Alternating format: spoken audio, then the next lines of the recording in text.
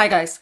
The UK Prime Minister just made a massive announcement on pay hikes in the UK, and that's brilliant news. But if you're looking to move to the UK or you're already in the UK on a visa and you plan on changing it really soon, this is absolutely terrible news for you. You might be wondering how pay hikes are affecting you and why it matters to you in the first place.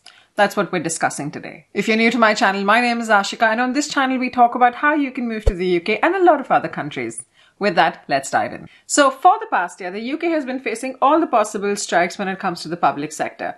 There have been teacher strikes, doctor strikes, nurses strikes, ambulance strikes, and railway strikes, and more. Just today, the junior doctors called on their longest strike, which starts today on Thursday and ends all the way on Tuesday. And the simple reason for all of these strikes is the pay hikes in the UK. Over the past year, with the UK government battling inflation and dealing with recession, it has honestly been struggling to pay hikes to, public sector employees. The inflation at the moment in the UK is 8.7%.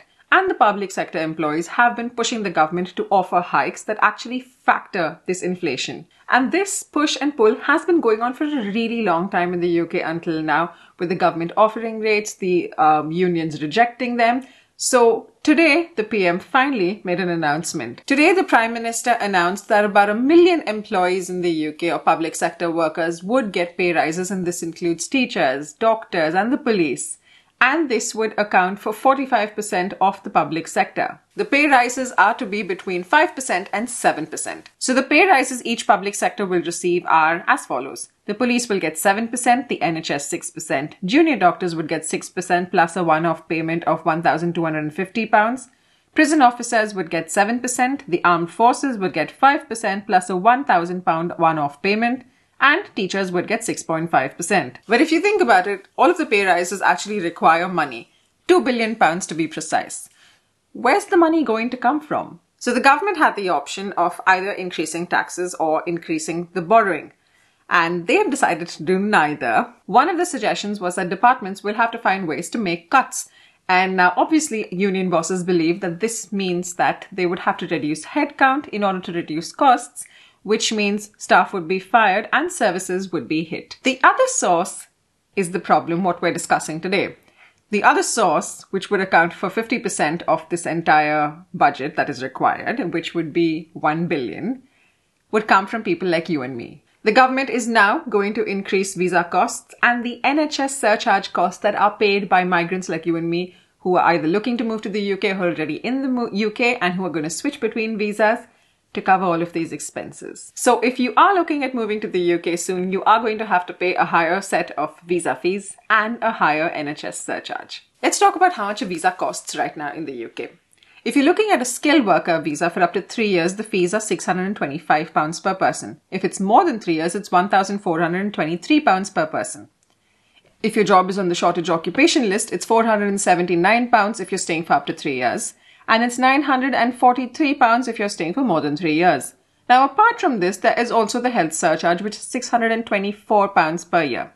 So, if you were to apply for a 5-year visa for a job that is not on the shortage occupation list, you typically would pay £4,543, which is approximately 4.5 lakhs. And obviously, all of this excludes what you pay for your dependents. Now, if you're a student, your visa fees are different. If you're a student applying for a student visa from outside the UK, you'd have to pay £363 as your visa fees. Or it's £490 to extend or switch to a student visa from inside the UK.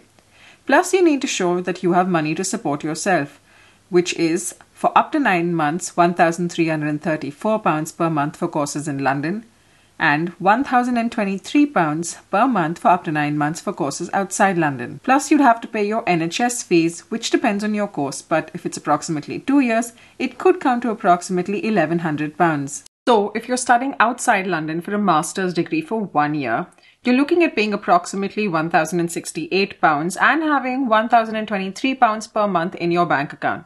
That's approximately 2 lakhs. And with the new rule from Jan onwards, you can't bring in your dependents unless you're doing a doctorate program.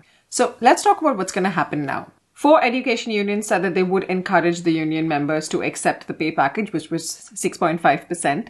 So hopefully those strikes will end. The Prison Officers Association and the junior doctors don't look like they're going to accept this, especially because the junior doctors had asked for 35% higher than what they've actually been offered right now. But the Prime Minister has firmly said that there will be no more talks encouraged on pay rises. Or will there? Because let's be honest, we don't know if the doctors are going to keep going on strike, and if they are, it's severely going to impact the entire NHS system over here. But the brutal truth for you to understand now is that moving to the UK is going to get a lot more expensive. And at this point, there's no confirmation on how much it's going to increase by or when the changes will come into effect. But I do suspect they're going to come in really soon because the government is going to start paying these hikes and they don't want to borrow money to pay it off. But we should receive clarity pretty soon.